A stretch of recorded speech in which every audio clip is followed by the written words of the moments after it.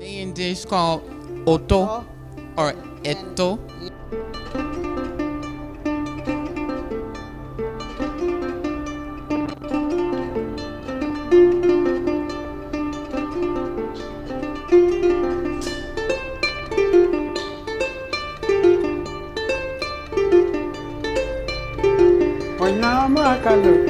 MaamaGha,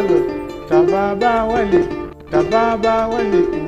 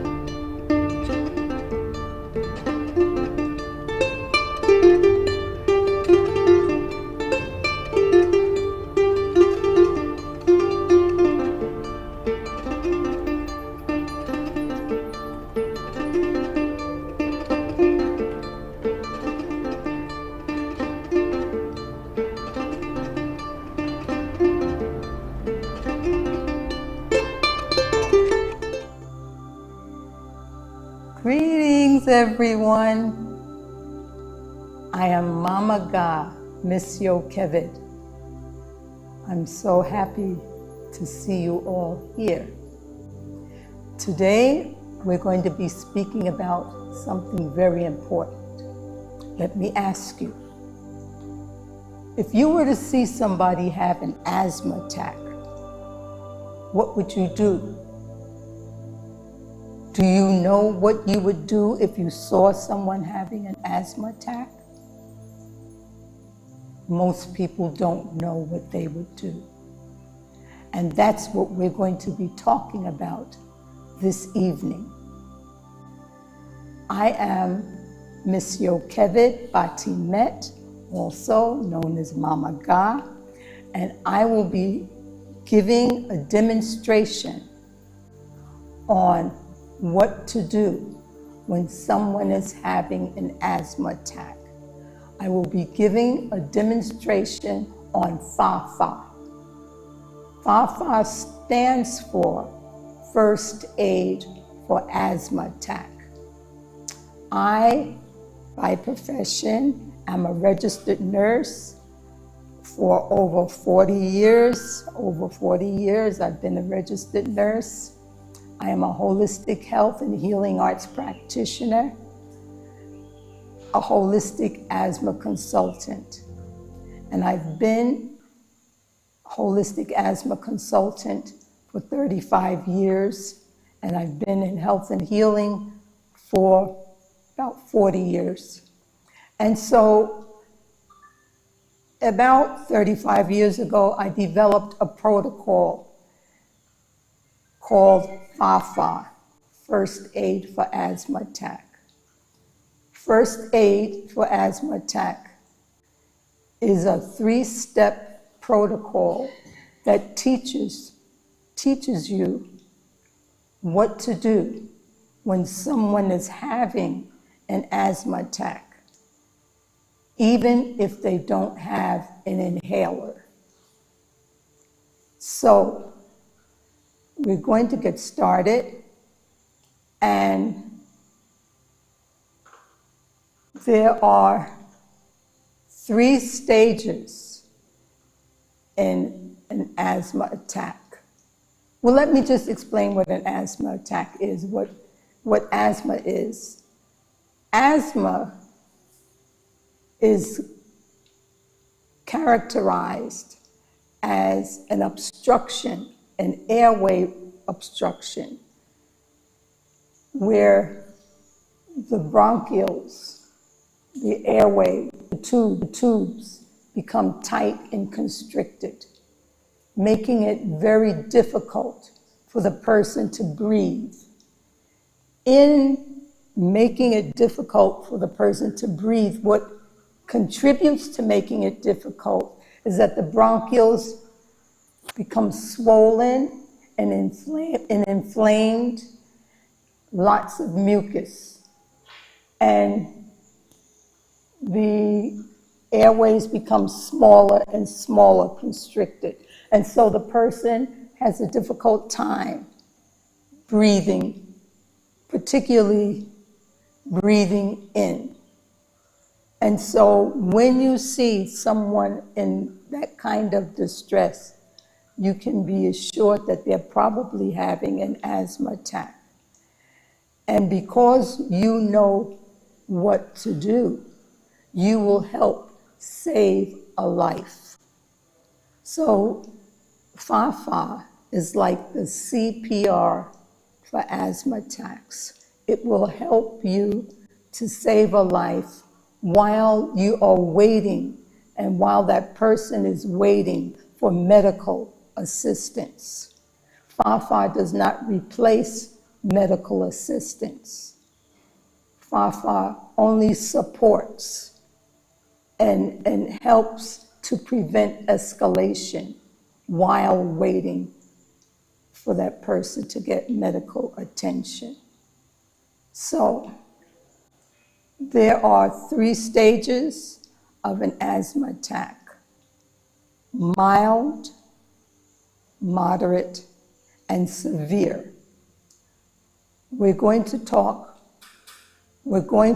about each one, and we're going to talk about what to do in each stage. Now, in the mild asthma attack, the person you may not even know the person was having any problems breathing because they're talking normally, they're able to go about doing their work like they normally do. They don't have to stop to change anything. They're just going about their daily activities.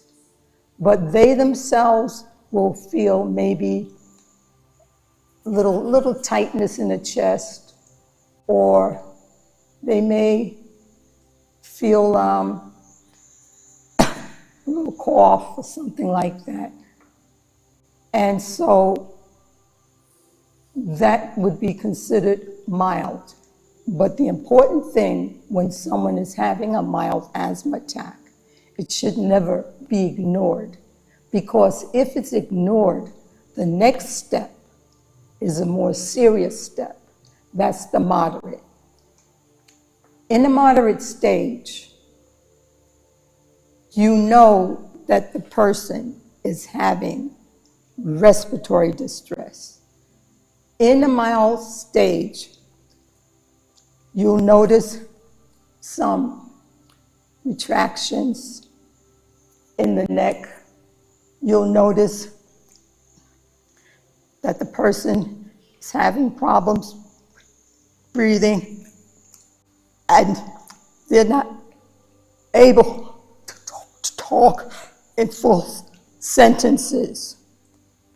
When you see that, you know that that person is in a moderate degree of asthma, and you know that that person has to get attention right away. The third stage,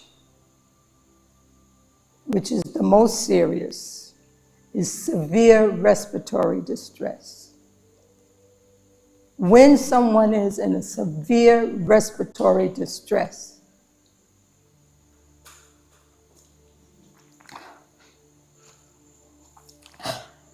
they barely able to talk. Shoulders are hunched. You see that they're bent over and they're gasping for air. That's a severe attack. Now, we will go through what you do at each stage. And the protocol, FAFAA, is a holistic-based protocol that integrates with regular medicine.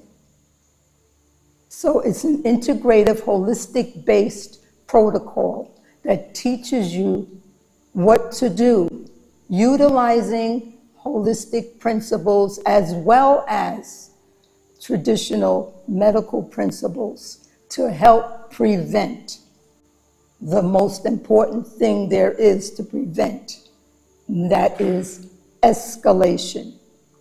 So the first stage, you see what's going on. The second part, you're going to be assisting, you're intervening to assist, and then the third, you're preventing escalation. So, during a mild attack, as I explained, the person may seem normal, it may seem regular, and maybe he's in the room where there's some dust, and he's allergic to dust. So once he opens a window or goes outside and drinks a little water, he's basically fine then.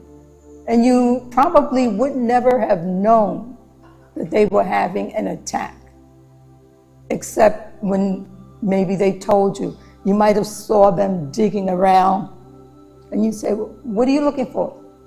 Oh, looking for my inhaler. I must have left my inhaler home. And he's talking regular, but he knows that he's having a mild attack. In step 2, stage 2, when the person is in that moderate stage, it's very important that you prevent escalation, because the next step is to be in severe. So during the mild stage, as I said, the person may just need to drink water, or the person may do some reflexology on himself. Now, you want to know, what is reflexology? Reflexology is a holistic tool that is used to assist in preventing illness or pain or any disruption in the body. You can use reflexology as one of the tools. Each area of the body has its correspondence on the bottom of the foot. So on the bottom of the foot, it has its correspondence.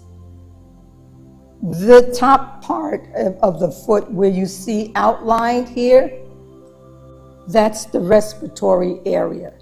So a person in stage 1, because he's in stage 1, he's not doing badly. He knows how to give himself a reflexology treatment, and he starts pressing on the points on his feet, as well as drinking some water, because water is another key important item for prevention and escalating. He'll drink maybe a glass of water or 2 glasses of water and be fine. Now, if he has his inhaler, naturally he will take the inhaler. But you always, before you take your inhaler, for your inhaler to be most effective, you take water first. You drink 1 or 2 cups of room temperature water, never cold, because cold water will constrict the bronchioles, and you don't want the bronchioles constricting, because that is the problem with the asthma.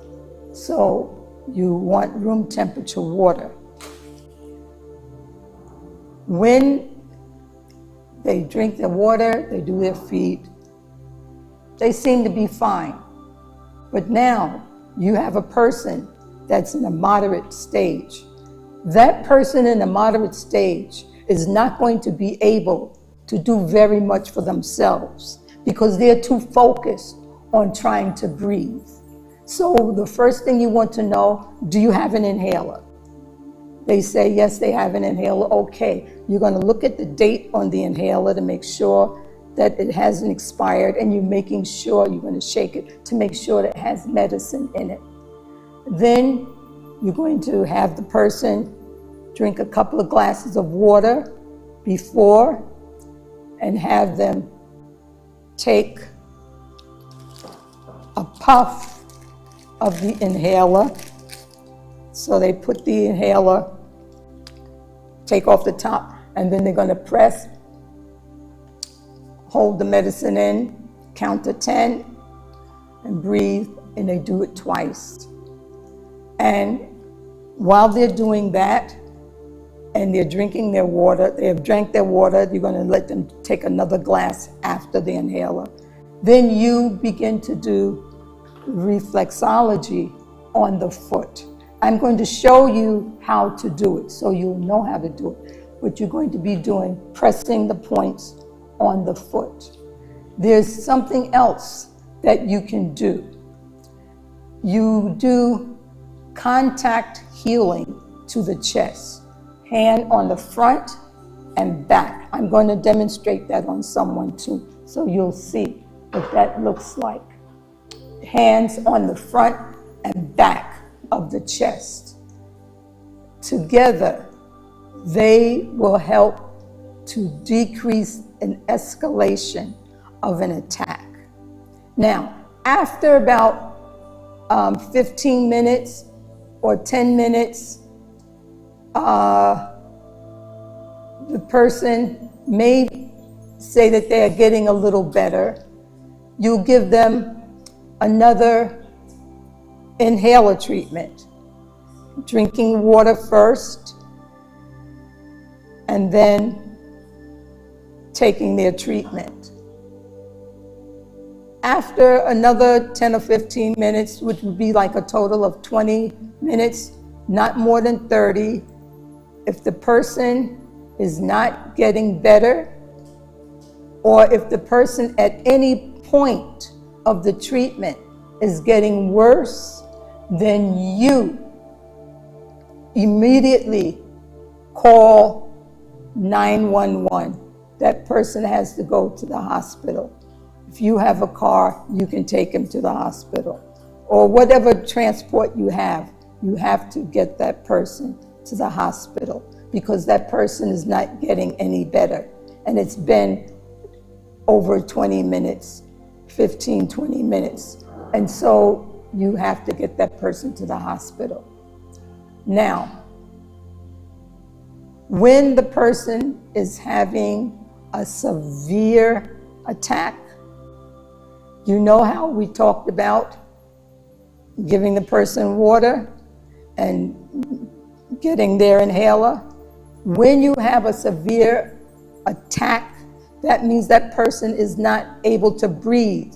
You do not look for anything. You're not looking for an inhaler. You're not trying to figure out what's going on. The only thing you want to do is get that person to the nearest hospital. You call 911, you call your friend next door, you get your own car if you have a car. Whatever means that you have, you get that person to the hospital as quickly as possible. It is an absolute emergency.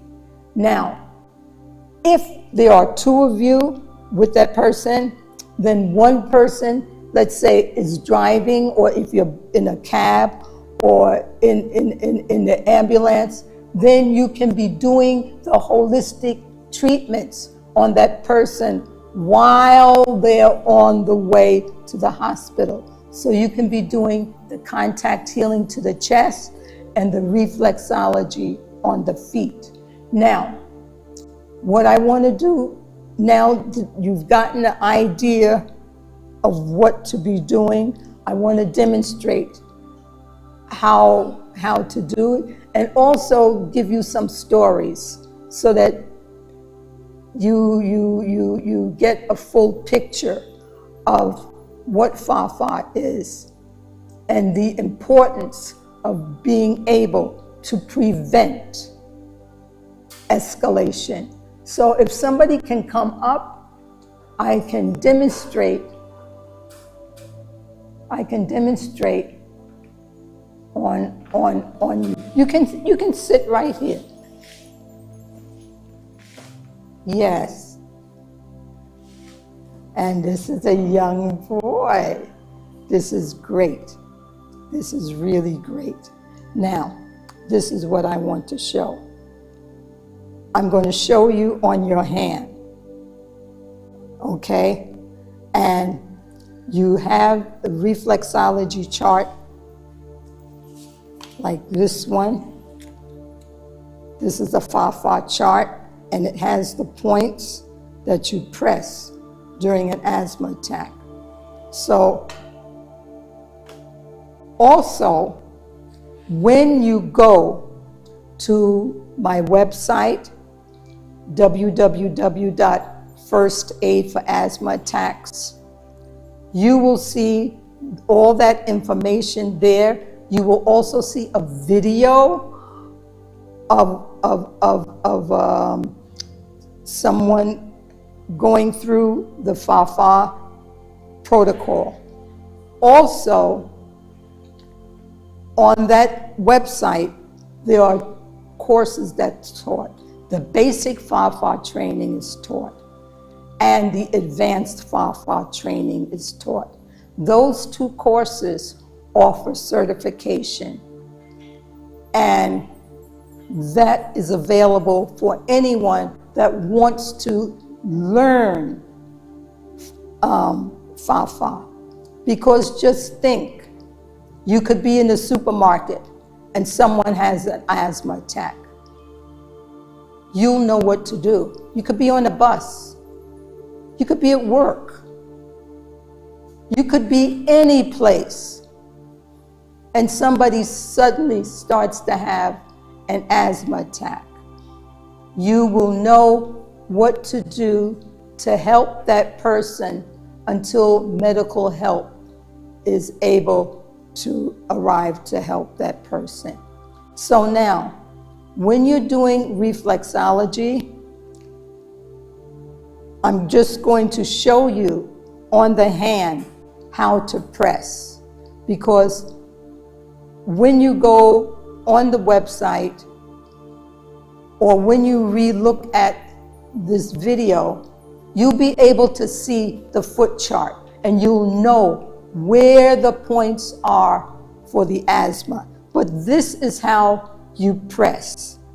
You use the tip of your thumb and you're pressing in. In. You're pressing the points in. In. You're not using the pad of the thumb. It's not this. It's not this. It's not that. It's this. In. In. In. The tip of the thumb on all those points that's outlined on the foot specifically for respiratory. So that you're going to be doing, alternating with the contact healing to the chest. The contact healing is light as a feather, barely touching. It's not this, it's this, barely touching, light as a feather. And I'm going to explain to you why the contact healing works. Contact healing, thank you. Thank you very much. Contact healing is one of the most powerful forms of treatment that you can give someone. Why? Think of this. The physical body You can see, you can touch it, you can feel. But the physical body is not just a physical body. The physical body is surrounded by what is known as an electromagnetic energy field. And you can feel that yourself. Rub your hands together briskly. Just rub your hands together and just put them on your face. You feel? Can you feel? Rub them fast and put them on your face. You feel? You feel the energy? It's surrounding the physical body. That's the electromagnetic energy field. Now, some people are able to see that electromagnetic energy field, and they see it as auras. When people say that they are able to see auras, they are able to see the electromagnetic energy field. Now, when you put your hands close, maybe 1/8 of an inch off of the body, what you're now feeling is what is known as the etheric body. All healing takes place in the etheric body. The etheric body is an exact replica of the physical body. So whenever there is a problem in the physical body, that's because there is a disruption in that etheric body. And so, in order for the physical body to get well, it is the etheric that is getting well.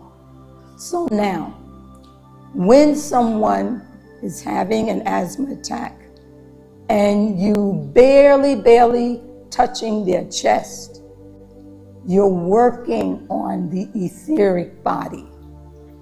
And it doesn't matter if it feels like you're doing nothing. You're doing something very powerful. And for people who are skilled in being able to feel energies, they are able to feel what that energy feels like. In other words, if someone has injured their hand, they're able to feel that there's an injury here, and they're also able to feel when it gets better. So it is with an asthmatic.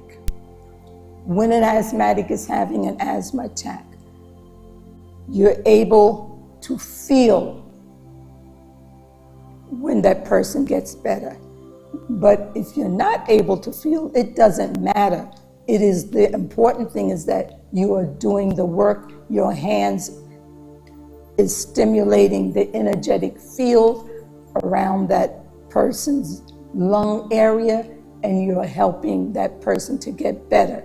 Now, how do we know the person is getting better? We can see that the person is better. The person can say he's better.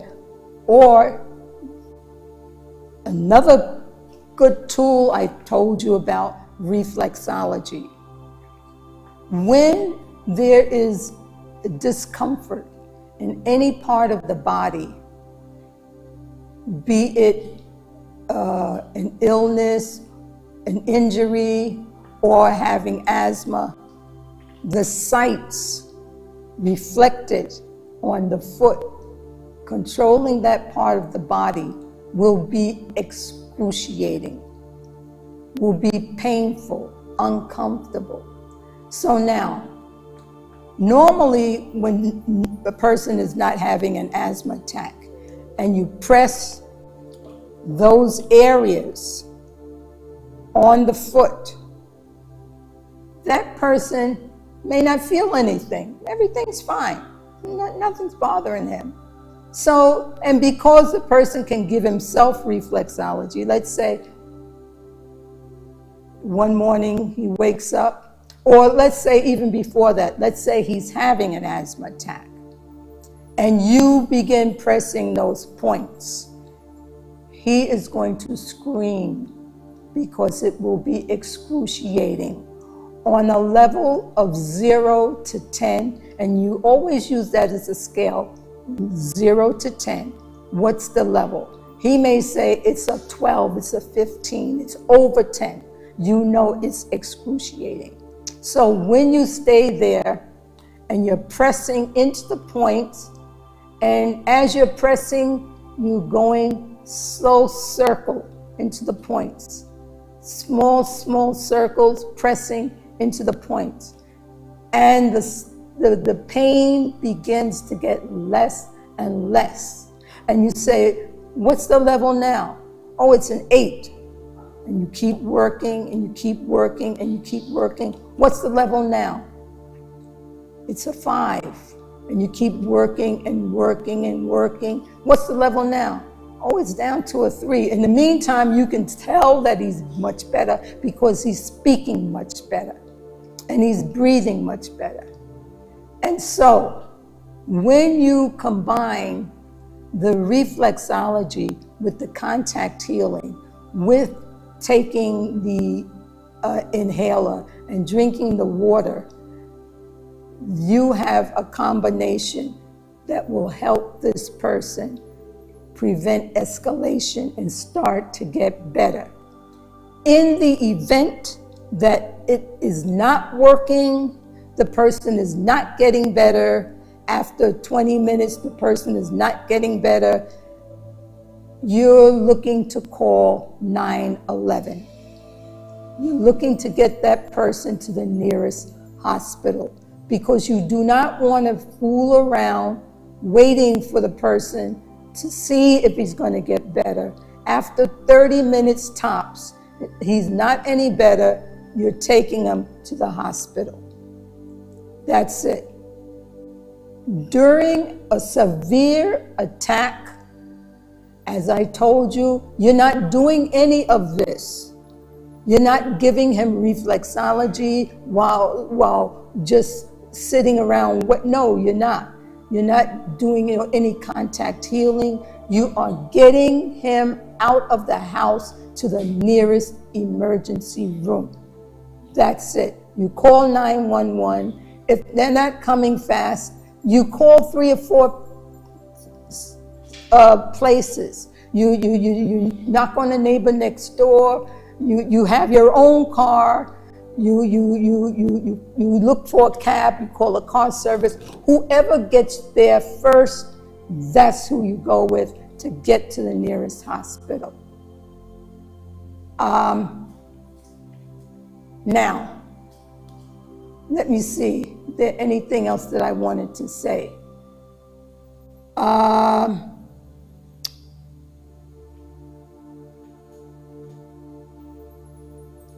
With children, particularly small children, you pay attention to coughing.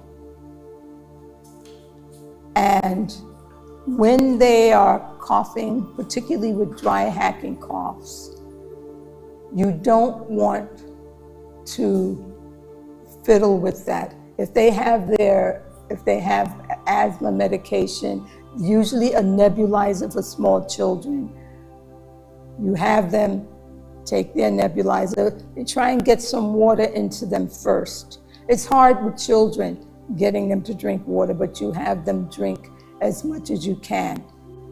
And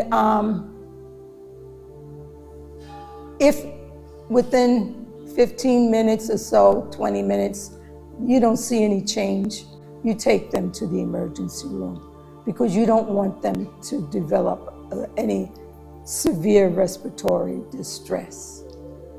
Let me see if there's anything else that I wanted to say.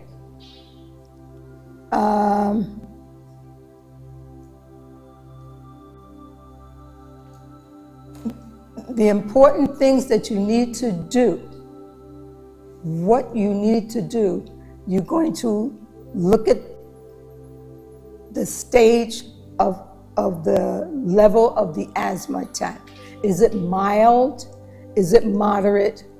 Is it severe? And you know what to be doing in the mild stage. If the person has no inhaler, you know what to be doing. Because usually in the mild stage, if a person has an inhaler, they drink some water and they take the inhaler, and then that's the end of it. They're fine. But if that doesn't help for some reason and it starts getting worse, have them go to the emergency room. Because they're now going into a moderate stage, it's getting worse. Just have them go to the emergency room. When you are treating the moderate attack, after 15 minutes or so, they don't get better, or it stays the same, or 20 minutes, it stays the same. You want to get them to the emergency room. And with the severe attack, where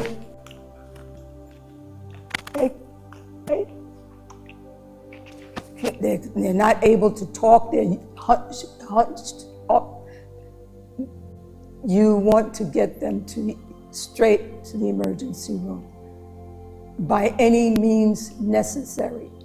You're not fooling around. But while they're in the ambulance or in a cab or whatever they're in, if you're in the back with them, you can be doing the contact healing to the chest. You can be doing the reflexology on the feet while they're en route to the hospital. Now, I think I covered what you needed to know about the 3 levels of asthma attack. Any questions? Anybody have any questions? Okay, no questions? Okay, now, I just wanted to give you a little background on how FAFAA came about. My daughter, when she was 2, she developed asthma. And I took her to the hospital only once to get a diagnosis. And I treated her myself holistically. That's how I developed the holistic protocol, treating my daughter and then treating other people. While working in the emergency room, because I developed actually a protocol for the hospital, one for the general public and one that's totally holistic. The hospital protocol I developed working in the emergency room, in the asthma section. That's how I came to realize the detriment of drinking ice water during an asthma attack. And I started giving the patients room temperature water. Sometimes it was a little on the warm side, and better it be on the warm side than on the cold side. And they would drink, and I would give them their their nebulizer. And at that time, they would get a shot. And after 3 go-rounds, they were generally ready to go home. And then I realized the importance of what I had been doing, because normally the asthmatics would be sitting for hours and hours and hours in the emergency room. And this way, they were able to leave. And if they weren't ready to go, I would put them on a stretcher, and start an IV drip, with the fluid going in to the arms. And I would tell the doctor I was going to put them on an oxygen mask. And they would lay on the stretcher, and I would begin doing the contact healing and the reflexology on their feet. They would fall asleep, and once they fell asleep, I continued doing the work. And very often, by the time they woke up the next morning, they'd be good to go. They could go home. They were fine. If they weren't fine and they had to be admitted to the floor, they were doing much better than they were when they came in. Now, you remember I told you about the power of the contact healing. We had a patient rush into the emergency room one day, and she was in severe distress. We immediately called for anesthesia to come, because that means that they would have to put a tube down her throat. While we were waiting for anesthesia to come, I started doing the contact healing to the chest. After about 10 minutes, she was talking. Remember, in severe, you're not able to talk. She was talking. And so we realized we didn't need for anesthesia to come to intubate her, to put the tube down. We just put a face mask on her, and she was able to stay with the face mask and get better that way. That's the power of the contact healing. When I worked in the public school as a school nurse, I told you the hospital protocol, how I developed that. The public protocol, I really developed it working in the public schools as a school nurse. And as a school nurse in this one particular school, it was in the worst neighborhood. And children were constantly coming in. It was like a mini emergency room. And they were going home every day. Their parents had to come and take them home. And the asthmatics, it was very bad. It took 2 nurses to work that school nurse's office. And one day, I suggested to the principal that she let me try the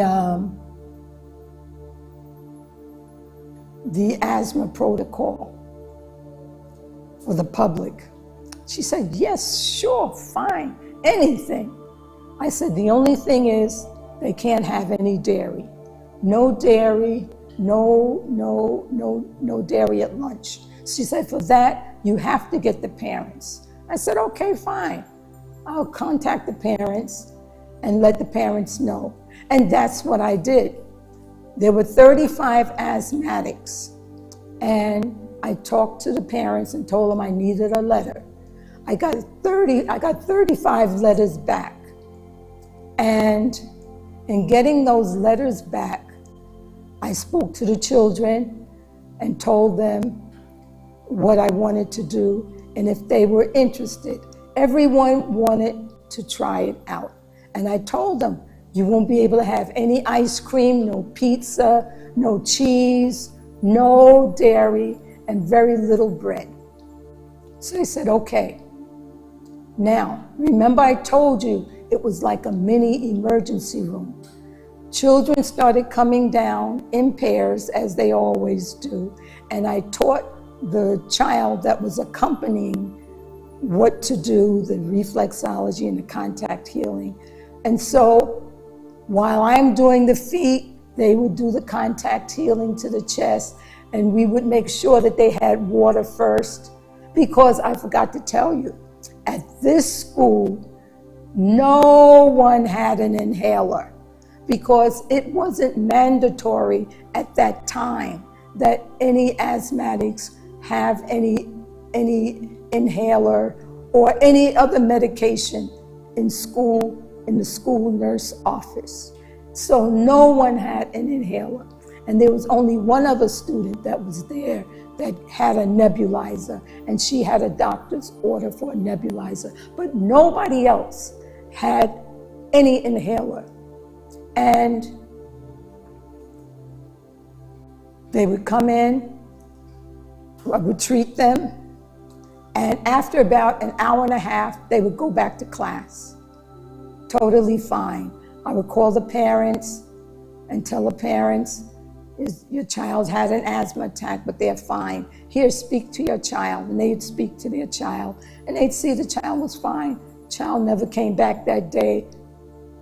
The first year, the asthma rate was cut in half. The number of people coming into the office for asthma was cut in half. The second year, only 2 students for the entire year went home 1 time for asthma. That included 1 kid, and I forgot to mention to you, Jamie. Jamie used to go home every day at 1 o'clock. We knew it was 1 o'clock because he was in the office, and so we just automatically called his mother. Every day he was going home. He went home 1 time for the year. And the only other person to go home 1 time was the little girl that had the nebulizer. She went home 1 time. That was it. The following year, I wasn't at the school, but I called the other nurse who was still there, and she said, no kids were sent home for asthma. That's the public protocol. That's the power of the public protocol. So when you learn FAFAA, first aid for asthma attacks, you are learning how to help save a life. You are learning what to do. So many people in this world have died from asthma because no one knew what to do. You will know what to do, and you will be in a position to help. So, again, you go to the website, FAFAA-First Aid for Asthma Attacks.com, and if you're interested in the training, then you text me at +1 646 312 9172. You send a text to +1 646 312 9172. Now, I think we have finished with this program for this evening. I just wanted to demonstrate to you what FAFAA was. You did not receive the training. You only received the demonstration so that you would know yourself what to do when someone is having an asthma attack. And as you can see, this is not for the asthmatics. It is for everybody else to be able to help the asthmatics when someone is having an attack. It is the CPR for asthma attacks. So I want to thank you for coming, and I want to thank the young man who came up to volunteer to receive the demonstration. Thank you so much. I am MaamaGha, Miss Yocheved Bat-Imedt, and I am at FAFAA.com. FAFAA-First Aid for Asthma Attacks.com. Thank you so much. I appreciate it.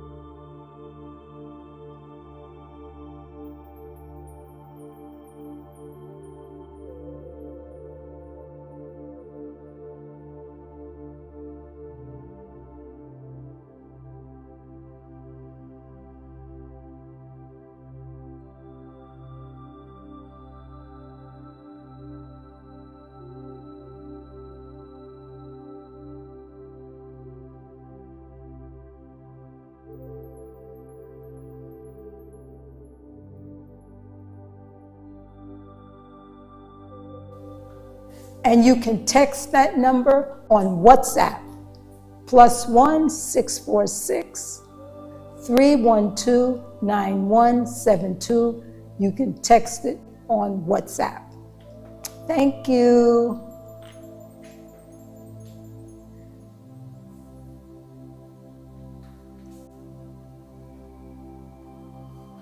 How was it?